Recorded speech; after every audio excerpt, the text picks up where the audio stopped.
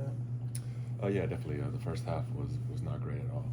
I think coach said it was like 48 points or something in the first half, so I feel like the second half we battled and it was a good half. We just can't start the game like that, and then once you get a team like that going, it gets harder to stop them.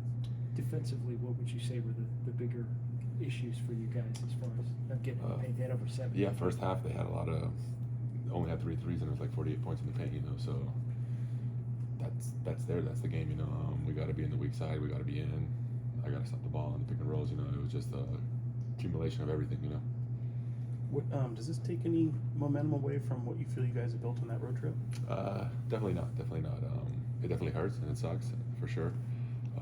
But the vibes in the locker room are good. We know we let one slide. This is a bad loss, and we're excited for the next game. We got to move past this. Everybody get treatment, get healthy, and then be ready for the next one. How do you feel physically, and what's the balance you need to take between? Obviously, you want to play every game, but what's the balance between playing and being able to contribute while also knowing, hey, maybe I need a day here? Just gotta take care of your body. That's why I made you guys wait. Up there getting treatment. Doing everything I can to stay ready. Because at the end of the day, we need to be ready for the game. Is there any treatment you get for your face? I mean, For my you're in there a lot. You get smacked almost every game. Just gotta ice bath. Just gotta jump in the ice bath. You guys, you have done a good job about having the next game, forget this one, move on to the next one. Just how big is that right now when you guys have all these games at home and you have a chance to stack some wins? Yeah, it's definitely big. We have a good homestand here. This is where we can really make a break, but the Lakers are coming in, right? Is that the team? Yeah. They've been struggling, so they're going to come out desperate, and teams like that are definitely going to be dangerous. We're at home, so, we got to take care of business. Did you feel that tonight with this team? They were desperate? Yeah, of course, they're trying to make a run. Coach said this will be their second game with all their guys, I mean, Terry Rozier was out at the end, so not again, but this was a game we definitely should have had, especially off a back-to-back. We should have taken care of business. With the backup 5 position being kind of in flux and Mike trying a bunch of different guys in that spot, what's your message to those guys just in terms of, I don't know, being a good teammate and trying to get them ready for that spot? Just always supporting them, come out, don't try and do anything crazy, we need good minutes on defense. When you're open, knock down your shots, and just get guys open, and that's what I try to tell them. We don't need nothing crazy, you know what I mean? And as long as you can do that, you can get coach to trust you and you'll get more minutes. Domantas, do you guys talk about, shooting free throws? I mean, I think you was like 16 to 17 tonight. I'd say, could have won the game, but definitely could have made a difference. Yeah, you all sure. Talk about focus on.